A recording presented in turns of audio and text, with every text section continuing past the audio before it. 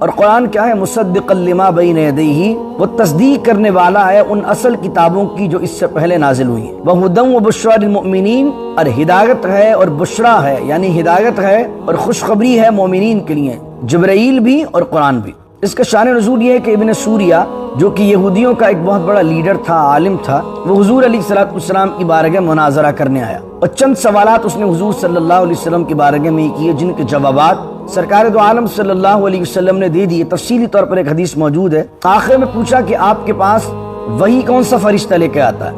تو ابن سوریہ سے نبی کریم صلی اللہ علیہ وسلم نے ارشاد فرمایا، میرے پاس جو وحی لے کر آتا ہے وہ جبریل ہے۔ تو یہودی کہنے لگے جبریل تو ہمارا دشمن ہے، جبریل سے تو ہماری بہت پرانی لڑائی ہے، ہم پر جتنے بھی عذابات اللہ نے بھیجے سارے جو ہے جبریل لے کر آیا ہے، تو چونکہ آپ کے پاس ہمارا دشمن وحی لے کر آیا ہے اس لیے ہم آپ پر ایمان نہیں لائیں گے۔